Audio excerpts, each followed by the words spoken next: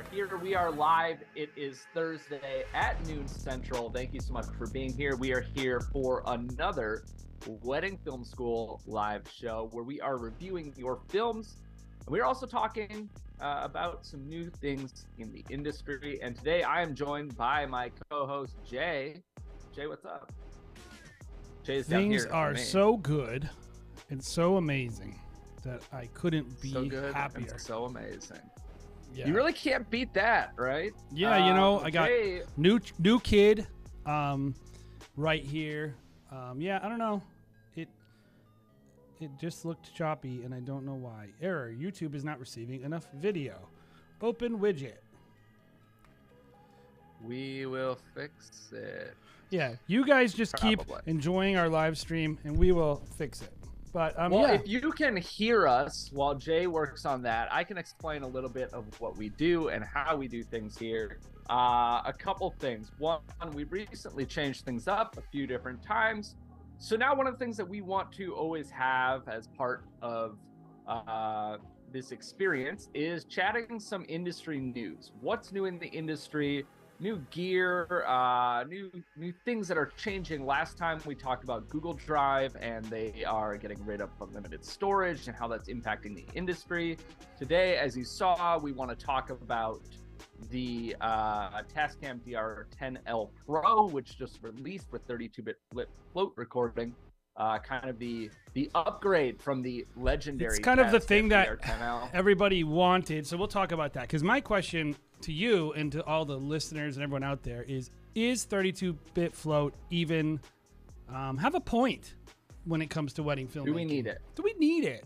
What are the benefits? We'll talk a little bit about what it really is if you're not familiar. But we're also going to be reviewing films, like Bobby said. And I have a question I want to ask all of the audience. And you, Bobby. All right. It's I think it's something near and dear to our heart. We talk about it sometimes in the group. We used to do a thing, Vendor Meal Saturdays, which is vendor meals. I was shooting a styled shoot. And if you don't know, by the way, at least in the States, it's customary that vendors would be fed at a wedding. Unfortunately, it doesn't always happen. But it's generally customary. You'll probably, you're typically going to get a piece of dry chicken, right, Bobby? That's the go-to, it seems. Yeah, a piece of dry chicken. And so typically, though, so I was shooting with a styled shoot for a catering company and a rental company on Tuesday. And we were shooting, and the catering company started asking us, what would be your dream vendor meal? Ooh. Were you like a burrito or something? No, I was like pizza. Yes. I was like, or like a lasagna. I like it. But then we got into the conversation of peanut butter and jelly sandwiches. Just I see that more as a snack. A giant plate of peanut butter and jelly sandwiches. And they were like, what if we just gave you peanut butter sandwiches like in the vendor room to just grab throughout the day? And I was like, cool. I'd be down for that. That would be my meal, you know? That would be I was like, I typically want a hot meal, but in general, like if I could, honestly, dude, I would be down for some Uncrustables, like at a wedding. We are all still kids at heart, right? So that's my question to everyone out there is, what would be your dream vendor meal? For me, it's like pasta with meatballs or like some really carby, heavy, something that will just give me that energy to keep going. What about you, Bobby?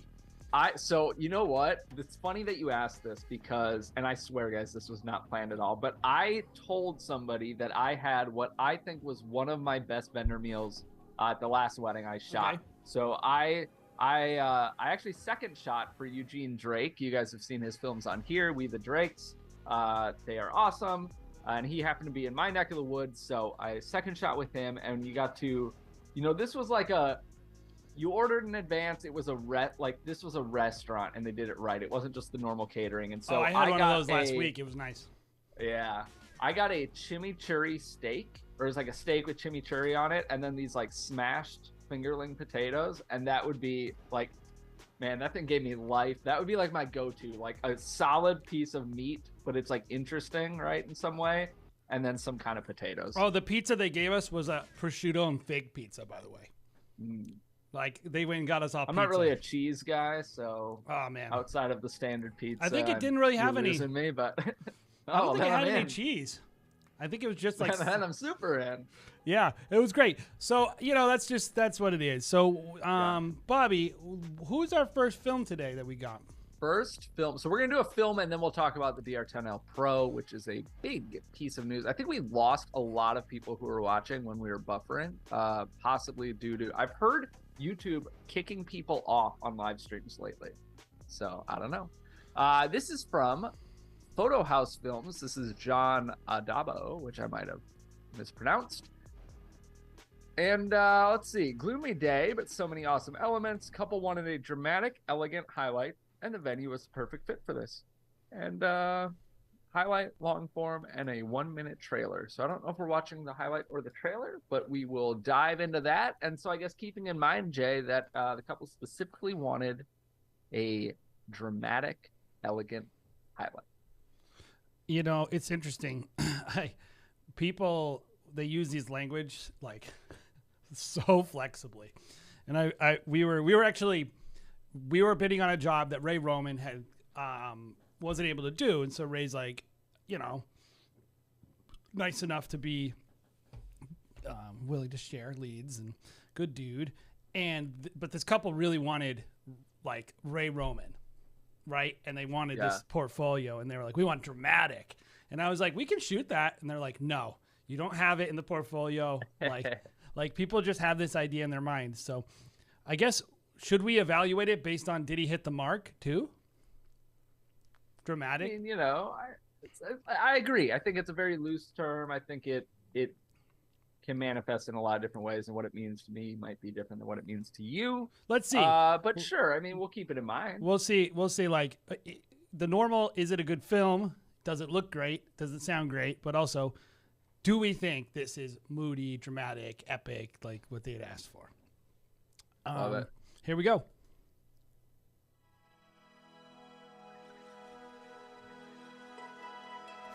Nicholas, my best friend. Today is the start of forever. We've been through thick and thin, and I couldn't imagine doing this with anything but you. I'm beyond excited to do life with you and to see what God has in store for our love.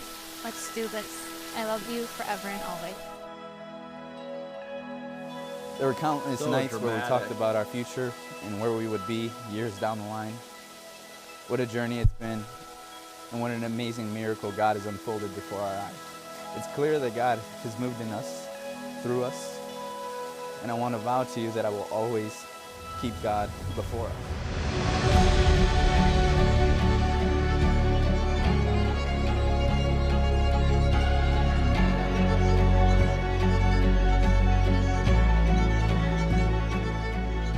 Rain was 3.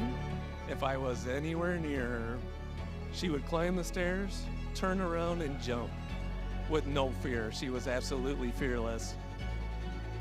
When she got a little older, and she was having a bad day, with 3 simple words, "Are you okay?" it would start a stream of tears that only a magic dad hug could heal.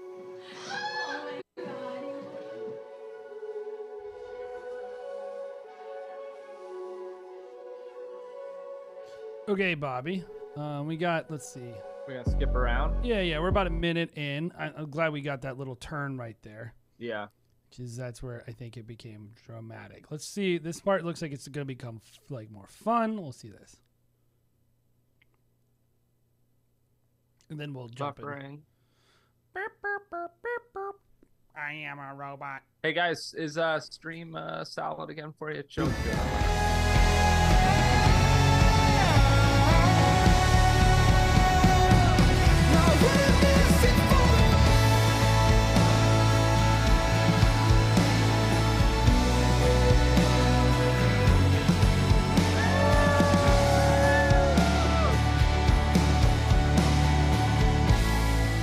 Nicholas, now you may kiss your bride.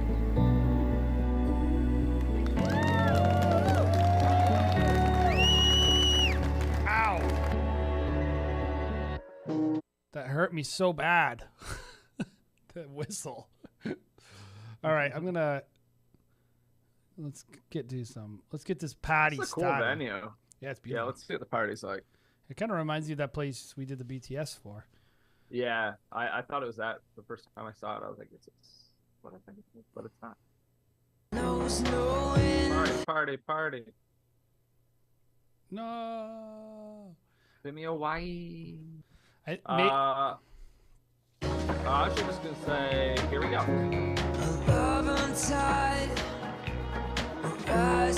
really? Turn down the lights tonight. Moon's our guide. We dance, we sing, we live, we love tonight.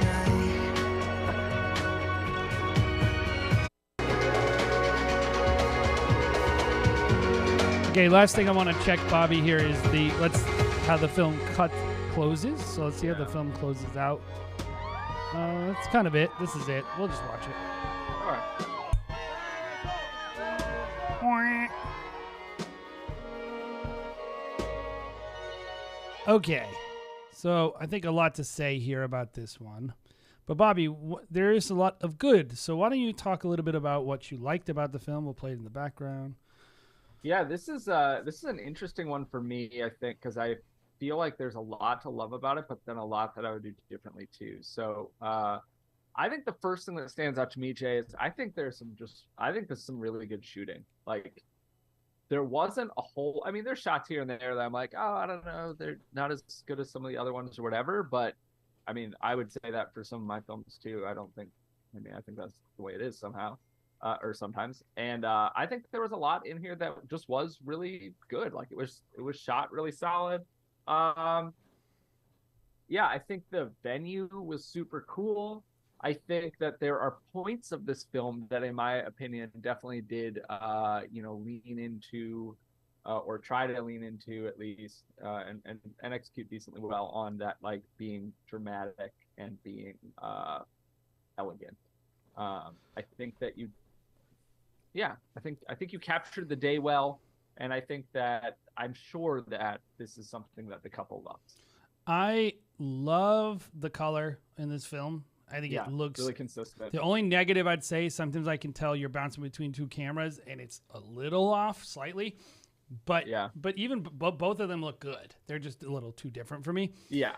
But in general, it just looks, you made this bride look beautiful. This looks like and I think it was a high-end film, but or a high-end venue, right? The couple had put money into it, and it's a very upscale through and through in a lot of ways, and it definitely felt that way. It looks great. Yeah. Like, it looks great. I think he pulled in their personalities very well. These moments, these like little personal moments that are throughout the film are shot really beautifully. The editorial stuff is really well composed and really well directed. Like that right there, that's a little cheesy, right? But it's not terrible. Like wedding films in general are cheesy. Like if you're trying to never make a cheesy wedding film, good luck. Like I think he just found that balance, and between like connecting with these, like authentically who these people were, but also making it feel and look beautiful. So I do think, like you said, there are some things that I would change that I think would make it a lot better. And the reason I honed in on that, what they asked for, is I can tell that it messed the film up. Yep. So I guess I went first on things I like, so I'll go first here too. I just felt, it's like you portrayed the day, you portrayed the couple, but it felt, everything that I had issue with felt like it was in the editing. Yes. It was in the pacing, which just felt off with the songs. Like, it was like the second song you use, that's your dramatic song to me, and what we're seeing doesn't line up with it, and I would have used that first. Like, it didn't make sense where it was in the film for me. And then your closing song with the party footage is not really an upbeat song, and so there's just like this disconnect for me in the edit. And I think when you dive into it. I think you're going to nail it, which is that you kind of forced this feel. Well, you forced and your you didn't have interpretation to. of what they said. Yeah. So this is like a wedding filmmaking tip I would give everyone. People don't know what they're talking about when they ask for things. They don't know what they're talking about. They use language that they don't. Like, you have to look at. And this girl is cute. She's very beautiful. They're both. But like, I'm gonna play you a clip. This clip should have told you what music to use. Right here. Yeah, this is like very. Actually, I had a comment on this, and I think it's a little. I find it a little cheesy, but I also know she probably loved it and she was into it. Look at her face. Look at her friends. Everyone. Do we think that they needed to have a content creator? Right. This is a whole other discussion. This is this a content creator? This is a person that loves content. This bride likes content. This bride likes TikTok. This bride is into that stuff. She doesn't trivialize it. For her, it's a true representation of who she is. And I look at this and go like, these people are more fun than this film. Yep. And so I think they're more fun than a lot of parts of this film. Like, it didn't, to me, really represent their personalities. I feel like they were all trying to fit. Like, if you want to do dramatic, like, there was none. Like, where's the blue steel, right, from the bride? Like, that bride will look at your camera and just melt it with her eyes. Like, she's not doing that. This girl's having a great time. And they're having a lot of fun. I think you can have both of that in a film, but it's like it has to match the way them. They need to cut, and the way they come together is important. Look at how she's interacting with that moment. Where they exist in the film. Yeah. She's not interacting with these moments like royalty. She's having a blast. And so it really needed some handheld. It needed some action. I think in terms of how he composes the dramatic stuff, he does a great job. But I think he was fighting the energy of the couple and trying to interpret it a little differently. And I think what's really interesting to me is where he landed with this song right here. Like this one right here. That was a big hang up for me. It's like I don't like that song that is that Zimmer. It's like, why aren't we bringing some energy to this? Yeah. There was no sense of joy or levity, and I think that's, to me, really where it could have been a lot better. And which is a shame too. Like I really like the open dancing footage, or almost all the footage is pretty much really good. Dark look. It looked really cool and had all this energy, and you were in there, right? You were close on the dance floor, and then, but yeah, a lot of the energy kind of went to waste with the song choice there. I wonder about this, Bobby. Like, I know a lot of times when you feel like you've done a great job and you feel like you're working with people you really like and they have instructions, you want to knock it out of the park, insecurity can creep in, and you don't trust your gut. I probably want to look at the rest of this person's films to really know. But I think that they should trust their gut. They should edit the film that they shot. They shouldn't try to work their stuff into someone else's vision for the film. I always think that's a mistake. Yeah. I'd be curious what the rest of their catalog kind of looks like. Great I shooter. wonder if this is like a big stray from that, and that's where we're kind of seeing those hiccups, is that this is kind of their first time pushing into this other box or whatever. But yeah, overall still like really, really well shot. Beautiful film. Really good. And solid. So yeah, I guess in general, Bobby, right? Don't try to make a film that the couple isn't represented in, or that is too. This is like a big mistake. Too dramatic. It's too dramatic. It's a big like. You need to take what the day and what the couple give you. Mm-hmm. Yeah. It's important to be honest, or to be true to that. So Bobbert, do you have your DR-10L with you? I do. It's in this box right here. All right. So. Like that. I don't know about you guys, but I was marginally excited about this product. Not super excited. And I'll tell you why, Bobby. All right, I'm curious because I kind of have a same. Well, I don't know. I am excited for it. I don't know. Like I was excited for it, but then I also was like. Well, so if you don't know what it is, money. Yeah, the DR-10L is like the kind of the go-to. To me, this is like the best recorder because it has a couple. It doesn't have the annoying SD card slot like the F3 that I can't open. So that's enough for me to be like, screw this thing. But it's very reliable. I haven't had issues. I know some people have had issues. I would venture to say the DR-10L, the original, right, is the go-to on-body recorder for what it goes. Yeah, and they have a white version. I know some people use other stuff, but like that is kind of the like standard. Like, and it's a good value if you're getting started. Yeah. This is the Pro version, and so if you're wondering what is different, the button configurations are a little different. We're gonna do a full review, by the way, but I just wanted to kind of just talk about more philosophically, right? I think the biggest things that are different on this are it has 32-bit float recording, and it has a Bluetooth. And so here's the question. The reason why I wasn't that excited, Bobby, is that neither of those features are exciting to me. That exciting. Yeah, I'm with you to an extent. And I think what this conversation really needs to dive into is 32-bit float. What is its place in our industry? What is it and what isn't it, right? It's a big part of that. But I will agree on the Bluetooth thing.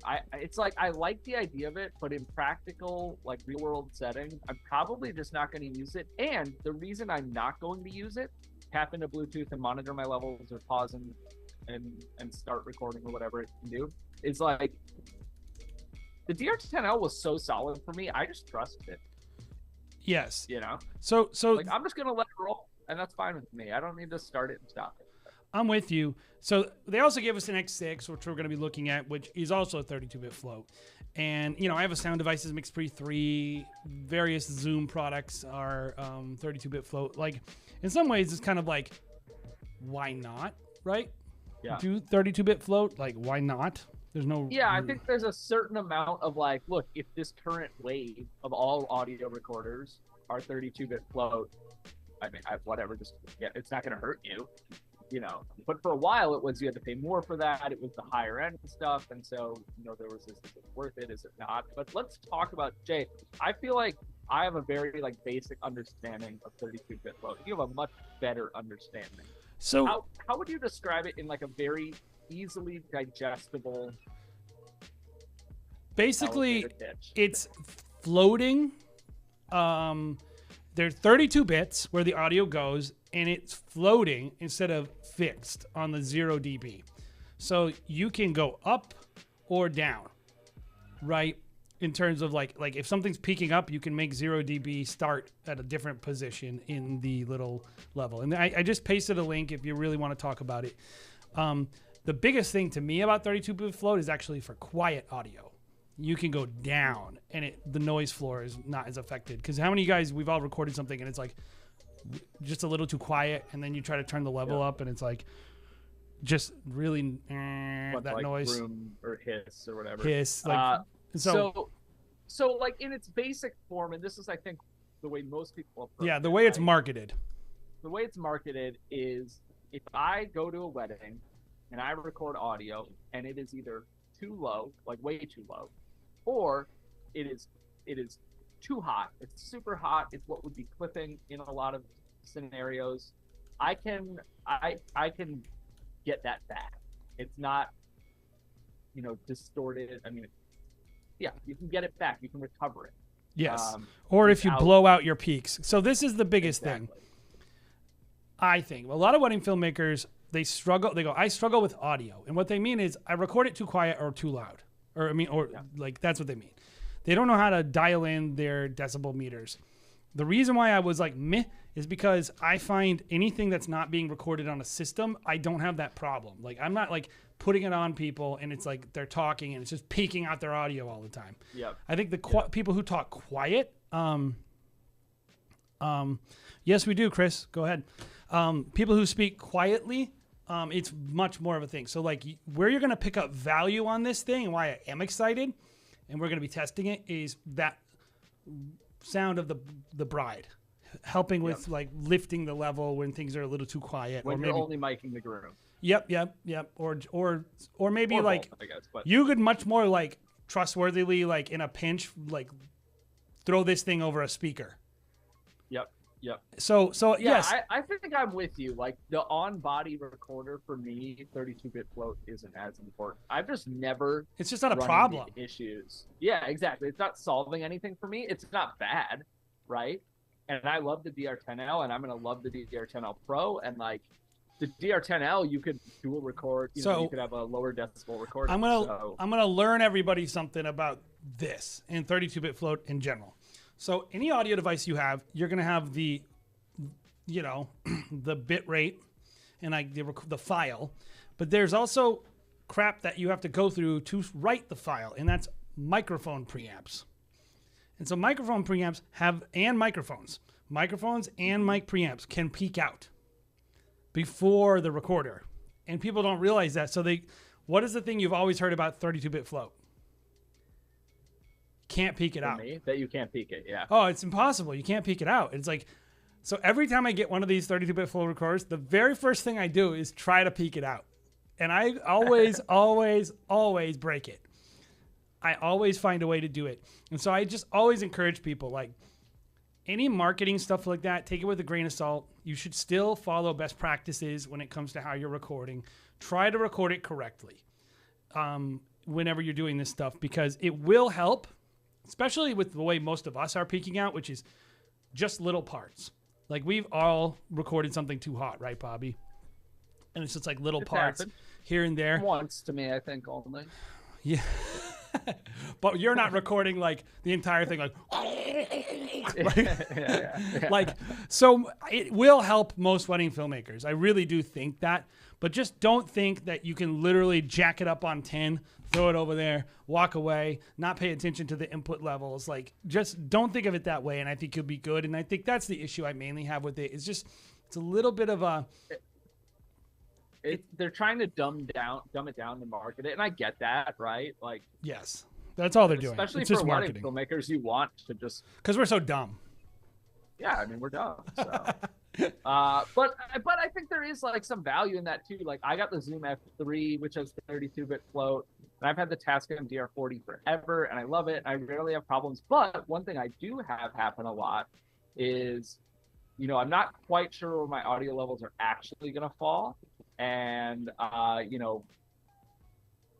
when it gets to what I actually care about recording, it might be way quieter than what I had my level. Yeah, that's why I always split it still. Yeah, even on a 32-bit float recorder, I just split it because I just want to be able to use it quickly.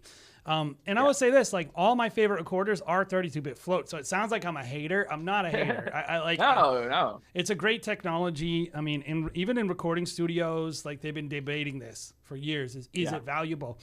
And I think, like, yes, it is valuable. Just don't think it's a total cheat code. Like, still, I would say try to do it the right way.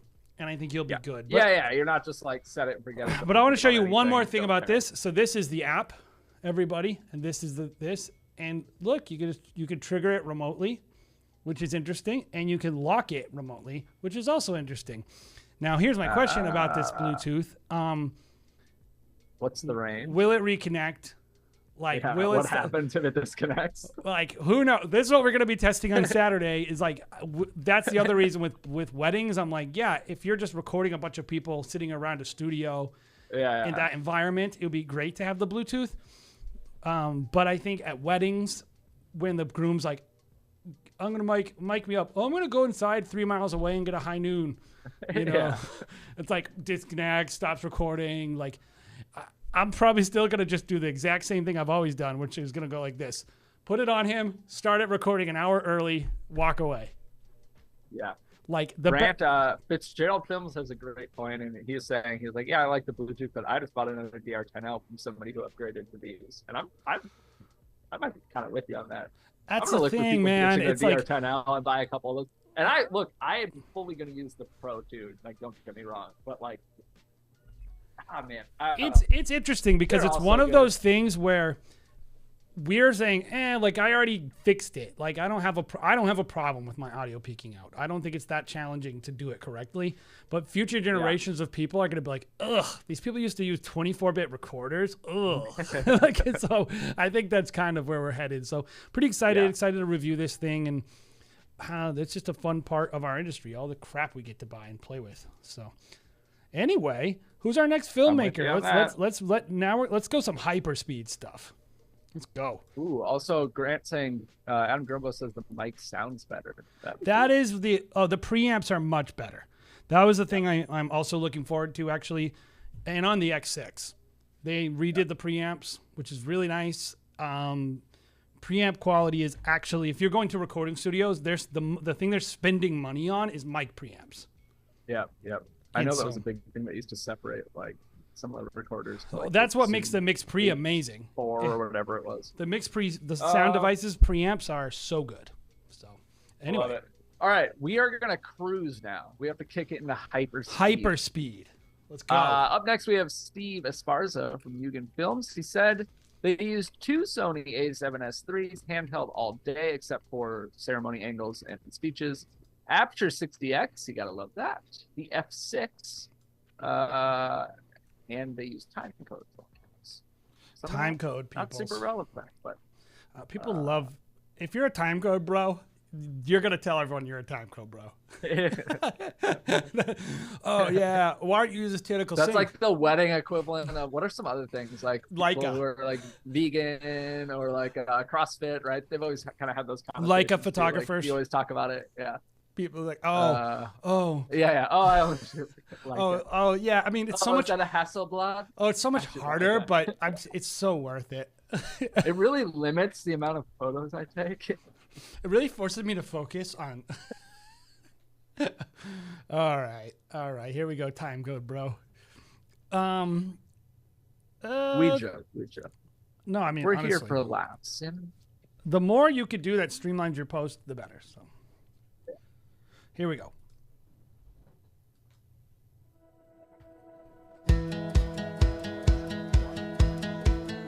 I'm not sure at what point in our relationship that I became one of your people, but I guess today is when I officially become your person, and I want you to know I consider it my greatest accomplishment.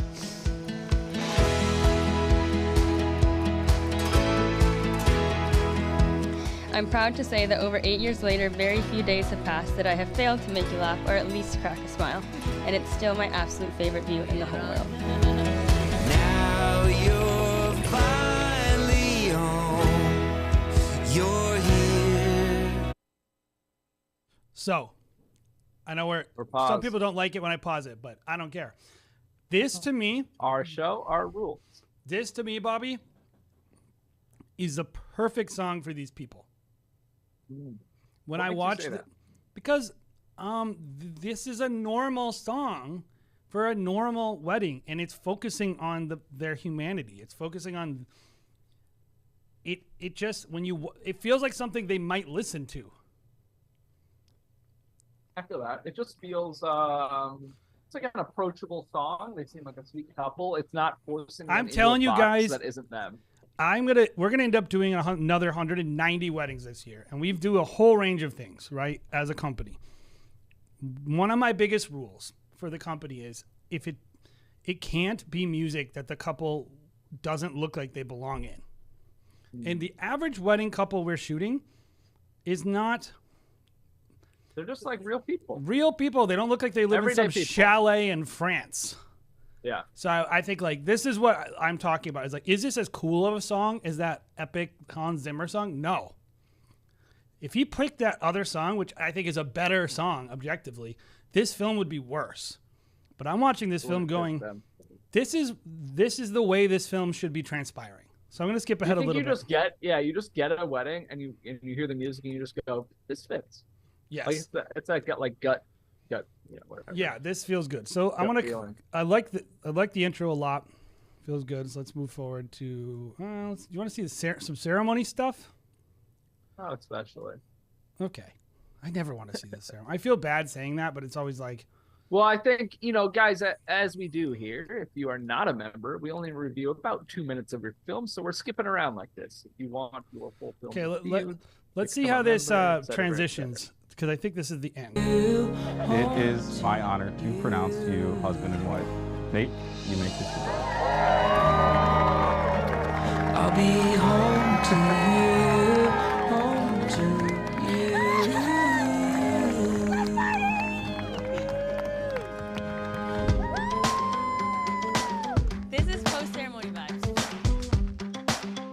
ceremony vibes. Aaron, of all the stages in your life, the one where you have had Nate by your side has been my favorite. You two put each other first. You cherish each other as individuals. You grow together, and you do all of this with an emphasis on fun. You and me, we got that little bit of everything, little bit of everything. Hey, I see the magic in your everything, little bit of everything. Whoa.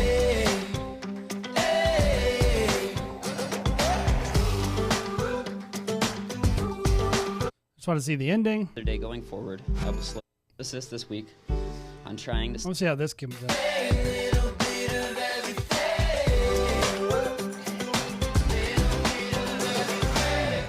I put an emphasis this week on trying to stay in the present, but my promise to you is whether it's our wedding day or any other day going forward, I will slow down and I will love you for who you are right now. That's a cool wide shot. Oh, no, I like that. I think this was the part I was looking forward to the most. It's just, Yeah, yeah. I'm very excited. Okay, that was a sweet film. I agree. Let's talk about what we liked about it, and then maybe some things we think. Cause there are a few things I think he can kick it up a notch. Yeah, I have a couple things there too. I think things I liked. I agree. These songs, it just like it fit the couple. You lean into the couple. They're fun. They're like everyday people. It's a golf course, people, and this is not right? to diminish any of it. It's all. I mean, I love these people. Like, I love people like this. Like, this is like bread and butter weddings. You know, this is who you want to attract. If you're selling weddings for a living, you're gonna have way more people are like this than like a couple that wants to hire Ray Roman. Yeah, yeah. So anyway, so yeah, good colors throughout. I thought. And I liked, okay, this felt, I don't know how to describe it, but just like, it felt like fun and light, right? It didn't take the couple or the day or the film or the role as the videographer or anything like too seriously. And I think that's important, especially for this wedding. Also, I like your logo. Yeah. I would say this wedding is a crowd pleaser. And way more, this is the wedding. And I'm going to say this as not a knock on the filmmaker, but as a knock on the cynicism of our industry. This is a wedding that people all don't want to shoot. Everyone wants to get out of this wedding and into this other wedding. And I always say to people, I'm like, this is a wedding with a budget that will love what you are doing. These people were participating in your process. They are fun to be around. You don't walk away feeling destroyed by them, because I've done some of these weddings. Yeah, that's the other thing. Like, this is the type of couple that will really appreciate you. I feel like they're gonna watch this with their kids. This is the couple exactly, and this is the couple that will like post about. Like, a lot of the high-end weddings I do, it's me posting it. It's maybe the planner posting it or the venue, but the couple is very reserved a lot of the time, and I totally respect them for that. But it's not that you can't get referrals from that couple, but it's different in a lot of ways, right? This is a couple who's going to kind of sing your praises a lot. It's fun to be there. Yeah. It's fun to work at. It's great. And I think this filmmaker wasn't cynical.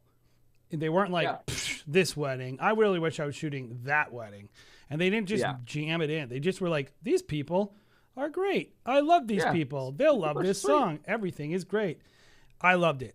And so I think that he did a great, or he or she did a wonderful job with what they had. Very human. To me, this is quintessential wedding filmmaking in a lot of ways. Yeah. And good storytelling. They're going to do really well. Like, it just worked. Yeah. But with that said, there are things that we always think you could improve on. So I think my biggest thing, Jay, is... By the way, this is this person's first... Oh, no, the next one's the first wedding film. Yeah, this is not first. So I think the biggest thing for me is it felt a lot of the same focal length for me. Yes. Like, there wasn't a lot of variety. And I think the biggest impact that you could have on that, because I think you had two shooters, is vary your lenses between you two. What it felt like to me is one of you was on like a 35, one of you was on like a 50. And I don't think that's an extreme enough difference. And you might have been on something else, right? You might have been slightly different than that, but like I would run somebody distinctly for tight compressed shots is what I would do first. My biggest thing is like, just because it's down to earth and connecting doesn't mean we don't want to elevate. Because this is the thing. Everything that you highlighted was perfect, except for maybe a few things where I'm like, maybe we kind of gloss this over. Like little moments where like the mom is like tweaking her dress, but she's making a face that's kind of a stink face, right? Just there are a lot of like like right here, this being super blown out in the background. Yeah. There's just little details that I think you could maybe pay attention to. That will take. I would say those are things that don't really detract from the film, but they are things that would improve your film. This would, like, when you watch, like right here, like this is a good moment, right? Yeah. It's cheesy, but they loved it, and so like, yeah, is it like Larev? No, but like when I look at this, I'm like, you should have warmed your light up to match the yellow on the wall.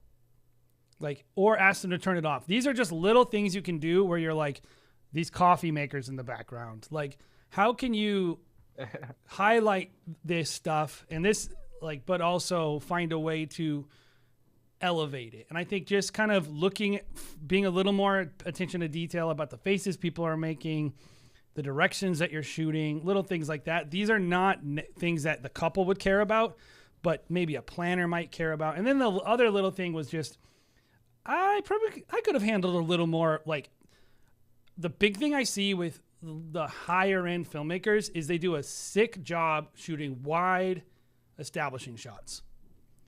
I didn't really see that wide shot of the reception space, or I could have used a little more of that kind of content too. But overall, those are not deal breakers. They're just little, if you want to go to that next level, kind of proving to wedding planners and venues that you're a great partner who will know how to highlight their spaces and their work, maybe would be another thing to think about. For sure. Sweet. Thank you so much for submitting, Steve. Love that you did that, and would love to have you submit again. I think there was some really solid stuff there. We've got 2 really good films so far. Really good. The next one's pretty solid too. Pretty solid. We have Carmen. This is interesting right here. From Cibella Studios, and Carmen says, we would have liked more time and space for groom prep. Pretty happy with how it turned out overall, though. The lighting for the processional was super spotty. Wondering if I should have used an 85 on my gimbal in the aisle during the ceremony. Mostly used the Canon R6, variety of lenses, some 5D Mark IV, aperture 60x, and variable NDs, some other stuff. This was my first wedding film, but been a wedding photographer for 5 years. Yes. So that'll be interesting. We love that transition. And very curious. I'm always very curious to see kind of how that plays out. With our editing studio, Outpost, we work with a lot of photographers who add video. And it's just, I think it's good. It's just that emerging segment of creators. And so I'm not one of those anti, by the way. I love it. I think everyone should just make as much beautiful content as they can. So let's do it. Let's look at it.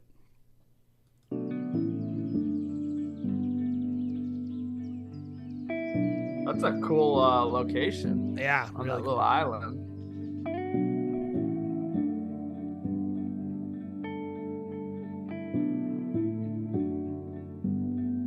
I was searching for an open door. I was looking for a peace of mind.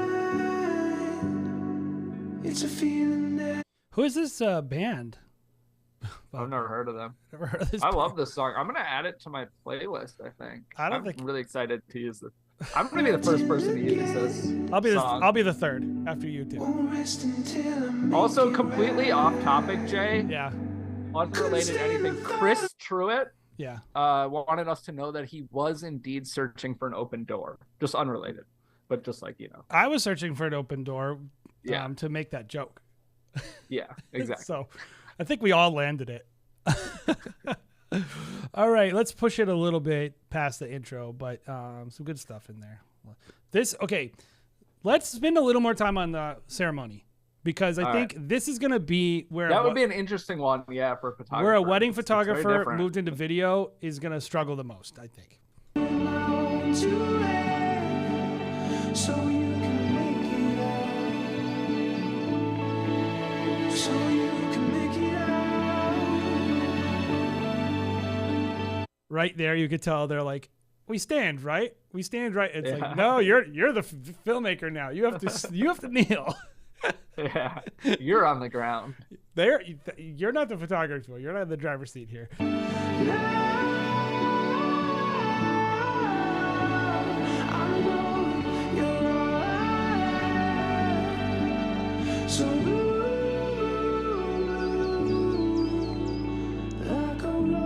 That shot is just ruined for me. I'm not gonna lie. Why? All those people. That text over it. Yeah, it was too late in the film too. Let's look a little more at the ceremony. In a purple V-neck at a party. It seems to me that the best relationships, the ones that last, are frequently the ones rooted in friendship. That person is the only one you can ever imagine yourself with. It is so clear to me how special your bond is, Zach and Becca. You love each other. Okay.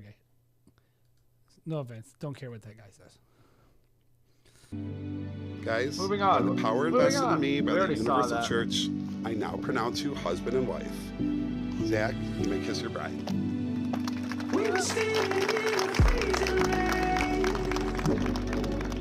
Honey, how could I forget? In the distance were the warning. Assert dominance.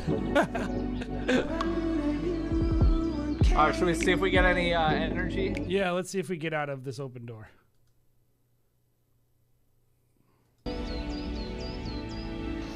Rebecca and Zach, it is our honor and privilege to stand by your side today on one of the most special days of your lives. But you're my sister. We will forever be. We love you both. I was searching for a closed door. We wish you nothing but joy and happiness, and we could not be happier that you found your forever Lego building and trivia partners.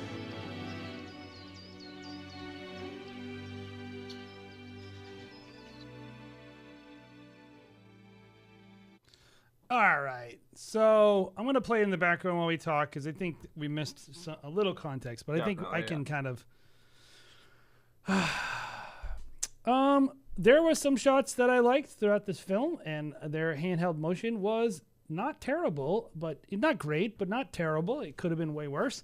Yeah, better than I thought it was going to be. Yes, and I also think a lot of when they had control over the moment, they composed a lot of shots really well. Yeah, I would agree. I think there's some solid shots throughout. I think that they have an understanding of weddings is clear. I think this is honestly like for a first wedding film, this is pretty good. Granted, obviously, It's very good for a first wedding film. 5 years. They as should a be very photographer. proud of it. Yeah, I think there's a lot of room to grow, but like this is something solid, and like you can definitely charge money for this and do more of these. With that said, Jay, as with anything, there are definitely some things to improve. Why don't we just both kind of work our way wedding through film. these things? I'll set this up a little differently. Yeah. First, let's talk about just the color. I mean, let's talk about the color first. I think the color is all over the place, mostly pretty. It seems like you're shooting log and you're not necessarily sure how to grade log.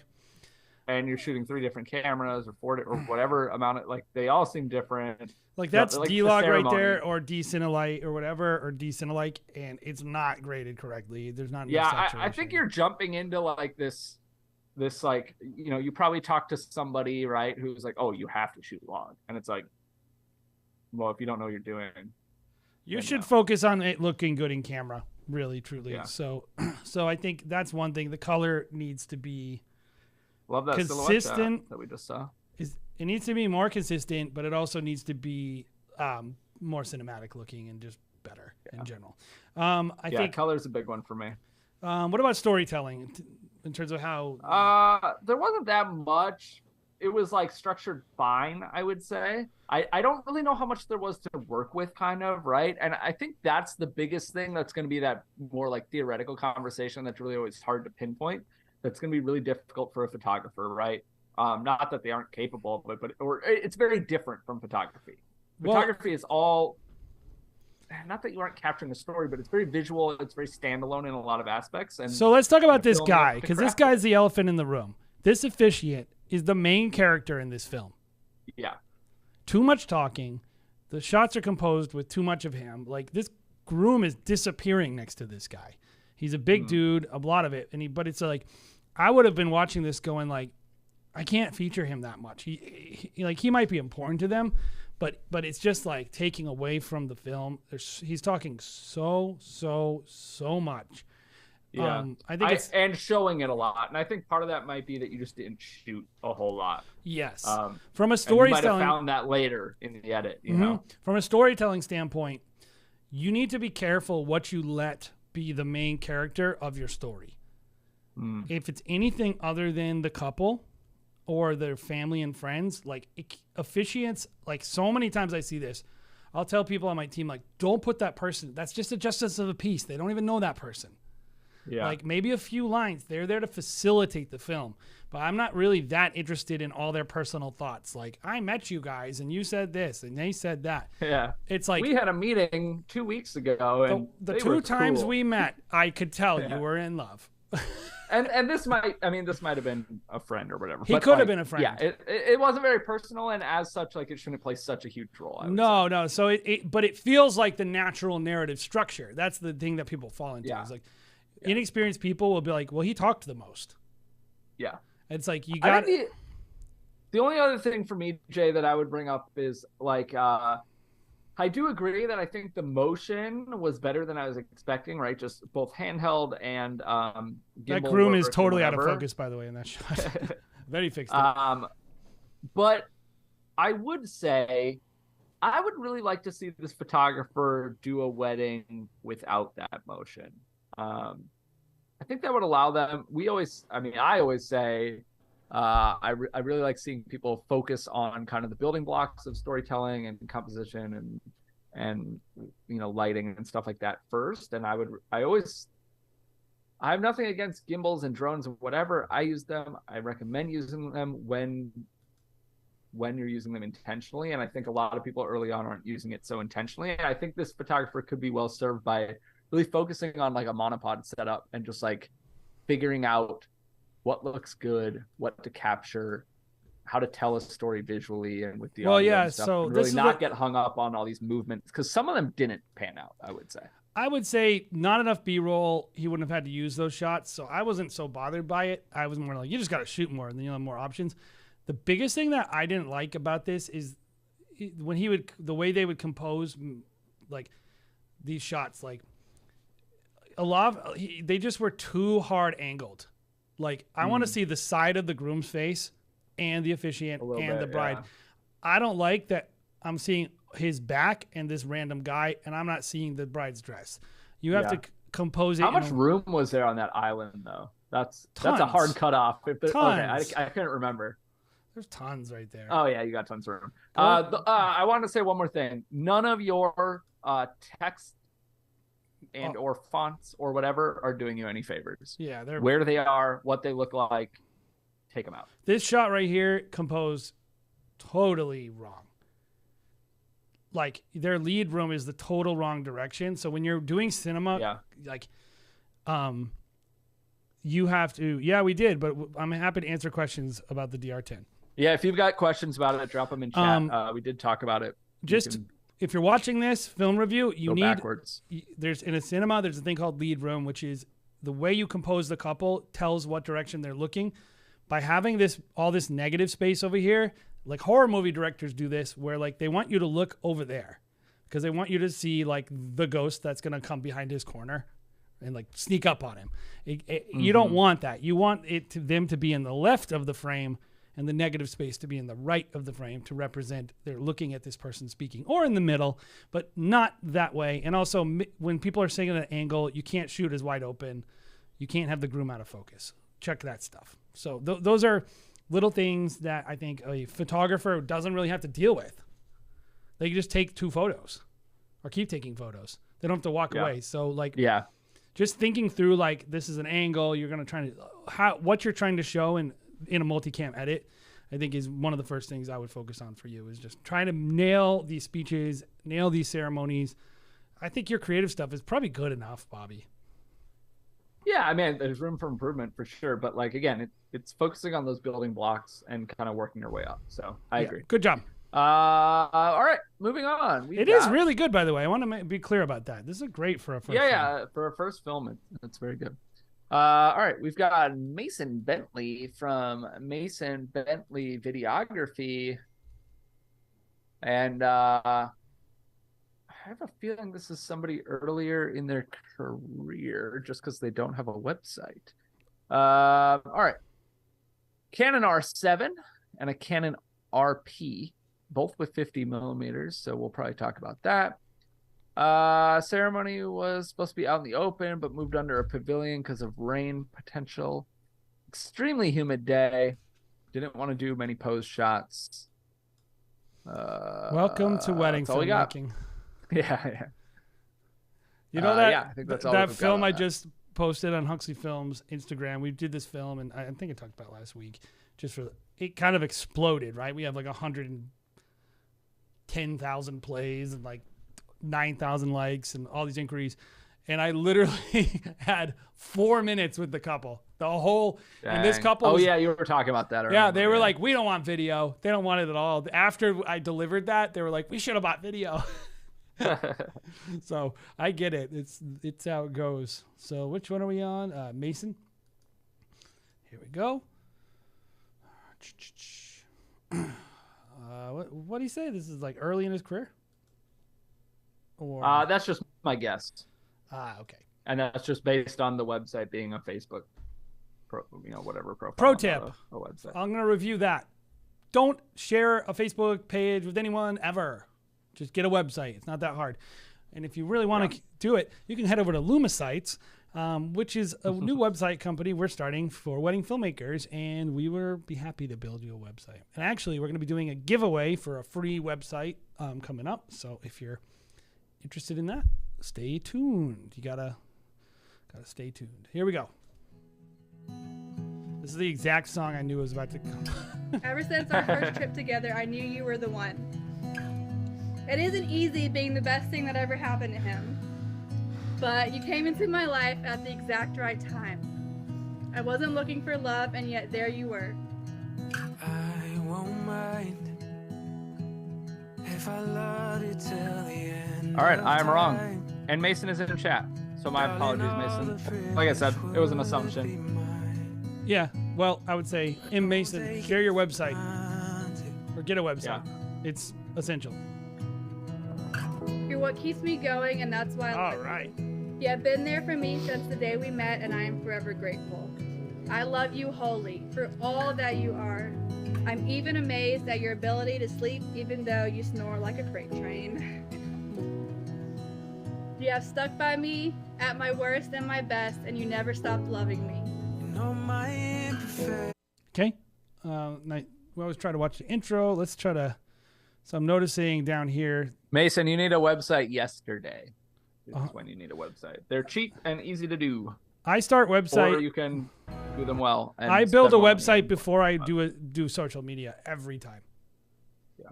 Like I build websites off of. I go shoot fake content just to have a website. That's how important it is to me. So. And I think I know how to sell things. So. Be with you for the rest of my life. And when I say I do, I don't mean I'll do the dishes. I love you, baby. He's not doing that.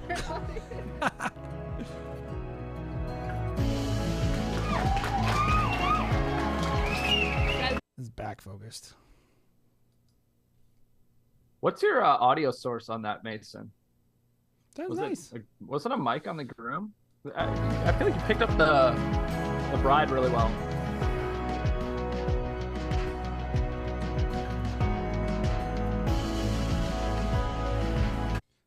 Don't show that.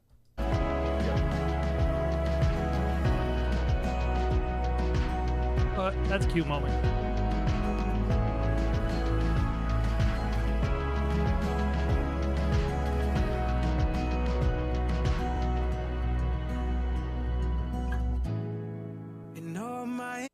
All right, I'm gonna go to let's just see how it ends. Yeah. Well, like that. Exactly like that. Very good. All right, Bobby, what did you like about that one? Yeah, I think, look, I think that you did a lot with what you were given. You mentioned it was really humid. The couple didn't want to do too many shots, but you got some solid stuff throughout. I think, you did a good job, too, of like, what this wedding is represented well. You're not trying to make it. I mean, I don't know what this venue is. I know you said, I kind of skipped it in my intro, but you said it was a venue that was owned by the bride's friend. So I don't know if this is like a typical wedding venue. I don't know if it feels very high end or if it's kind of like, backyard barbecue style. And there's nothing wrong with either one of those. But I think you leaned into like what this wedding is and told that story rather than like what we talked about earlier, trying to force it into a different box or something like this or something like that. I mean, I already commented on the audio, which I think was solid, like quality wise on the bride, which was kind of surprising because I think you confirmed that it was a mic on the groom. I always do that, and I think it always sounds. I do it too, but like sometimes it just doesn't for other people. Oh, she was talking loud. She was talking. True. Yeah. I want to say like I actually at a wedding like this. These shots are important because this is what is important to them. Right. And so I felt like, again, I just hate cynical wedding filmmaking. I think like when you're making wedding films, every single person you're working with is incredibly important and everything you're shooting is incredibly important to them. And so like you look at this, you're like, this isn't like the fancy wedding. Right. But there's human beings and the human story behind it. I think you did a good job communicating that and connecting with them. And even like this right here, a little elevated shot, right? Like you're not just letting the ceremony be boring. You're kind of going out there, picking up with some cinematic kind of stuff. Now let's talk about what we think you can improve on. And I'm going to start because I think there's something that would actually go along with what I'm saying in terms of connecting with them that I think I want to show you this shot that I said, don't shoot this. But then I said, I probably would shoot this at this wedding, but I wouldn't shoot it like this. Whiskey, then walking. Here's my opinion. When you're shooting weddings like this that are super down to earth and people are just like all about fun and it's less like fancy. It's more like a gathering, right? It's like, hey, we all want to hang out, celebrate, backyard wedding. I would lean into that handy cam, handheld. I would give shots like this some energy. I would try to like this film needed a little bit of fun. And what I could tell is like, you're like, walk down here. Like I would have not had this wedding party walk like this. Like it didn't feel natural. I would have been like, how can we get these guys to do more of this? Yeah. This. How can we get them in their element hanging out? Yeah, like and shoot it handheld and give it some edge and make it feel extra authentic. That's what I would say is like there's a few times where you tried to do the cinematic, boring wedding filmmaking, and I would say when people are like down to earth like this, give them a little of what they're putting out, and I would say the film would feel a little better. Yeah, I think the things for me, one, I would have liked to see some energy somewhere in the film. I will say with the asterisk next to it or whatever, though, that like, I don't know, like we didn't really see any dancing. So like, I don't know that you really had anything in that realm. And that takes a lot of work to get that out of a couple in the wedding party if it's not really given to you. So I want to make sure I acknowledge that. But beyond that, the things that I do think were for sure in your control, color for me, a little intense at times. Yeah, the saturation was it's off. A little oversaturated, throughout, I would say, for the most part. Which also affects exposure. Like sometimes when people don't know, it's like if you oversaturate something in post, it will blow out highlights. Yep.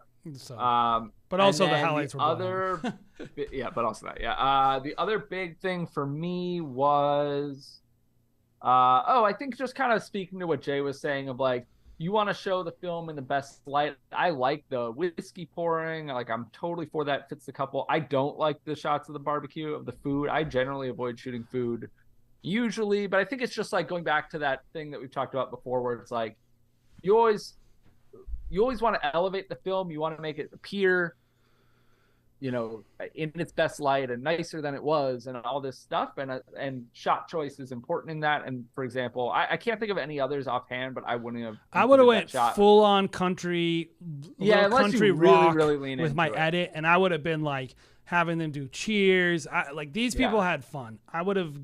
And if you didn't, I think this person probably did an hourly package. This is why I Yeah. don't do hourly packages.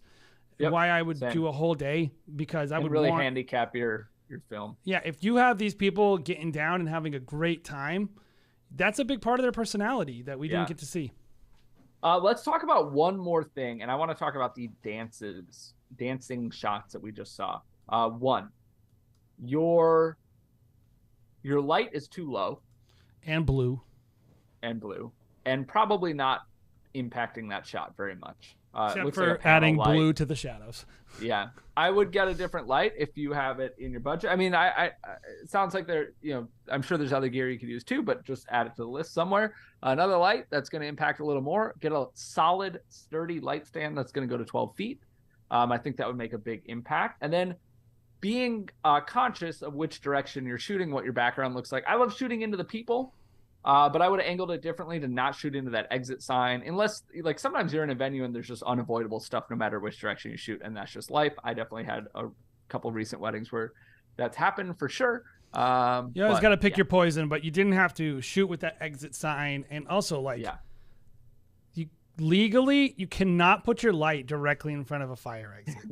Yeah, that might be like, you can't do that. issue. Like, you got to know that. Like, because you don't, this is the kind of stuff that, like, will get you in trouble in the industry. Like, people are like, that guy, he came to our wedding and he put him, and like, then the venue person was mad at the wedding planner. And it's like, yeah, you don't want to do stuff like that. So don't do that.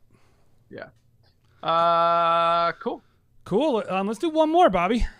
And so Here we go. anybody have any questions about the DR10? I know somebody asked something about it. I think it was Glass Jar Films. Yeah, I don't know. I know you kind of asked if we had talked about it. I don't know. Let us know if you have any specific questions. Brandon, I don't know if we're getting to yours. It must have been added while we were live, I'm assuming. Let's see if we have time. We'll see. I've got a hard cutoff at 1:30. We'll probably let's do it next week. That sound good? 100% next week. All right. That way we've got Chris from Reminisce Films who is in chat. Chris. Day went perfect. It was with a planner I work with regularly. Bride and groom didn't want to do interviews or letters though, and the ceremony was 10 minutes total, so lacking some audio bits that I usually rely on. They also booked my biggest collection, which includes a 9 to 10 minute film, so I felt like I struggled to meet that time limit. Is that what we are reviewing? Probably, based on your deliverables I'm seeing. Yeah, that's an interesting conversation. I have more recently, I've gotten a lot of elopement inquiries, and I have my base collection is a 1-song highlight film, 3.5 minutes roughly. My next collection up is a 2-song, so 6.5, 7 minutes, something like that. And I won't book that middle collection for an elopement. I just had that conversation with somebody the other day, and I don't know, it's tough. You know, I want the bookings, I want the money, but I also you might not know going into it, like with this wedding, but I'm very cautious of booking longer films because I will only book really my longer hate being in films that with my spot. top package. Yeah, I really want give me a 3-day weekend that I'm covering. I need Sure. maximum 2 days of coverage, and we do our 12-minute film. And it's because it's sick. That we've worked on that film, and it's good. I'm proud of that 12-minute film, but I would not be proud of the other one if I did it just the day of. Yeah. All right. So before we dive into this, Glass Star Films, he boiled it down for us, Jay. Yeah. His question on the DR-10L Pro: Yes. Is it worth it over the DR-10L? If you have a DR-10L, What's and the it's price difference? I think they're like basically the same now, like because they just dropped the price of the DR-10L. Yeah. Here's my opinion on that. If you are just buying one today and you don't have either, yes, buy this one. Buy the Pro. If you have a DR-10 and it's working fine, I don't really see why you would want to spend money to replace it. Yeah, if the specific use cases or like the Bluetooth is really important to you or your workflow, then maybe. But I'm if you kind of of the have same it and you mindset. haven't had it, and at that point, Yeah, it's then not you're probably important to fine. you. So it's like, Yeah. I personally don't think there's. They're fixing something that's not broken. That's the thing about the DR10. It's fine. It works fine. Like it has like But auto the funny levels thing and is, dual like, recording and they need that because how many people, Jay, switched? I mean, it's not like a massive exodus or something, right? But like, how many people switched from the DR10L to the Zoom F3? F2 or so, F3. F3? Or Reasons? there was one other one, I think. Is yeah, that they're like, Tentacle oh, Sync 32-bit float, I need it. Well, I would say time code on the Tentacle Sync E is more of an upgrade than 32-bit float. And Tentacle Sync E has both. I think I wouldn't personally. That being said, if you're like choosing between the two and you're going to save, how much is the price difference between the two right now, Bobby? So I'm seeing it the DR10L on sale for $140 at B&H and the DR10L Pro for $220. So that's $80 different. That's tough for me to that might say. be based on a sale price. Yeah, so I would assume they're going to stop making the DR10, by the way. Probably. Yeah, they're probably putting them on discount. Man, to get rid of it's stuff. hard for me to say you should spend $80 more, but I All totally... right, how about this? The normal price is $170 for the DR10L Yeah, Pro. So yeah. it's a $50 With the normal difference. price, I think it's worth $50 more to have the Bluetooth. And Yeah, the but you'll 32-bit. always be able to find it on sale. And honestly, the one thing I'd say in general with the DR10 Pro is the preamp is nicer sounding for the microphone preamp, and that is nice. And so, I don't know. I got to do a little more testing on it, to be totally honest, because I got to look at the noise we're gonna dive floor deep and all into that it. stuff. But just based on features alone, yeah, totally worth buying now. So keep your eyes out. I wouldn't for a full review from us. I wouldn't just get rid of my DR10 though. No, to have it. No reason that's to. just my opinion. So anyway, here Hey, we what's are. up, Ethan? Thanks for being here.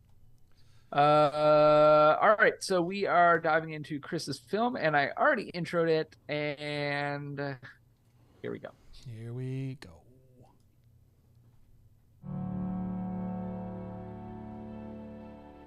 There comes a time in every man's life when he meets his one true love, his soulmate, the person who he's going to know and love for the rest of his life. It's abundantly clear to me that that moment came. It's such a funny line because it's just objectively untrue. Like there's so many. And it's gonna be when he met me. There's so many his people who are not best friend. married and who never get married. Love is great.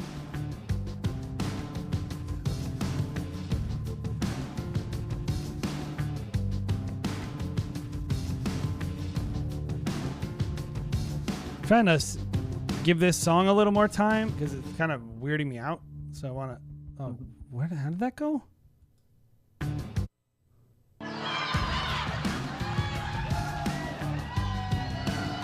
Sorry, let me just. Came for Trace 15 years ago when he met me. Is this a weird transition from this song and this kind of moment to? It just goes into like, hey, we're on a ranch. That was his joke. Love is great. Yeah.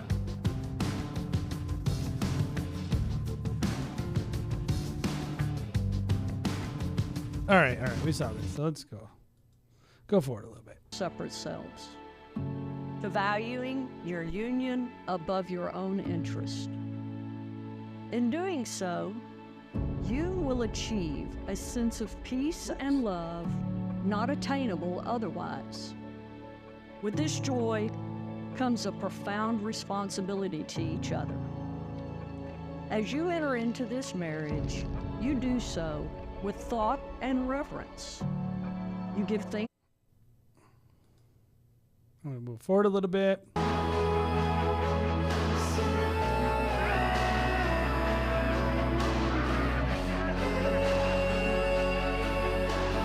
Porta potty. Water.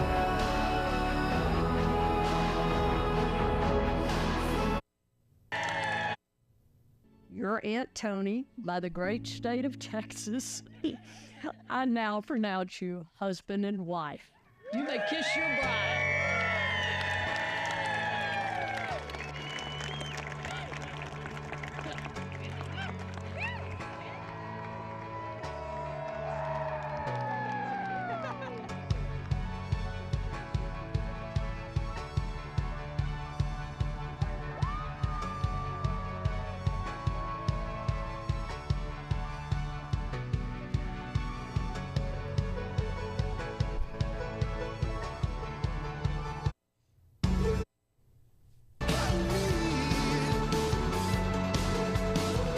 Get some dance floor.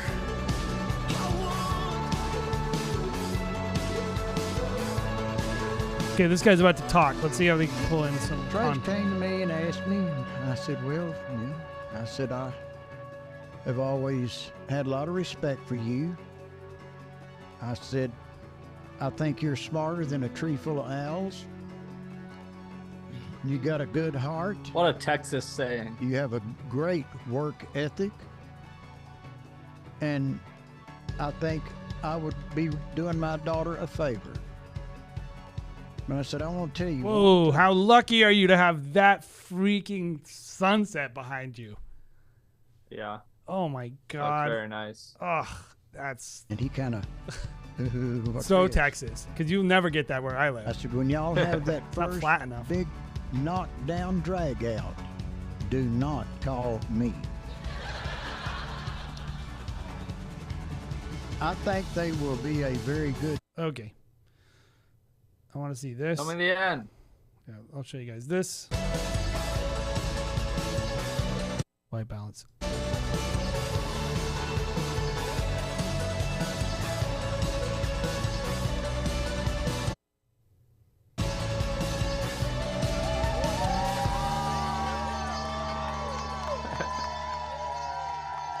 Okay, let's talk about this one. Bobby. The guy's name is Trace. Yeah. What did you like?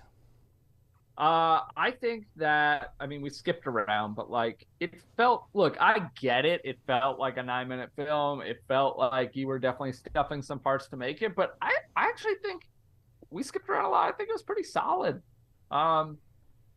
Yes, would it be better as a 4-minute film? Probably, but I would say that about like every film practically, you know.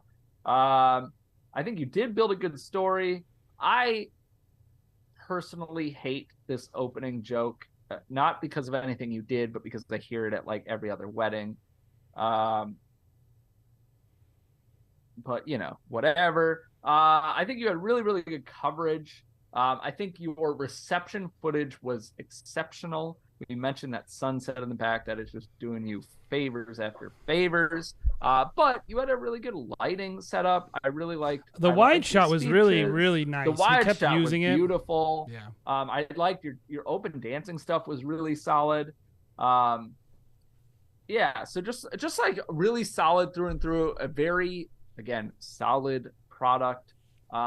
Given I would say kind of some strenuous circumstances, given that you had to make a 9-minute film with what you know, you kind of went into it thinking it would be one thing, the day turned out to be another thing, and you're still obviously on the line for what you were contracted for. So yeah, I think I would give them a lot of credit for the wide shots and just these, and the lighting was excellent. And of course there's other stuff in there that's great, but those things really stuck out to me as like when they had a few moments that were really nice, they capitalized on them.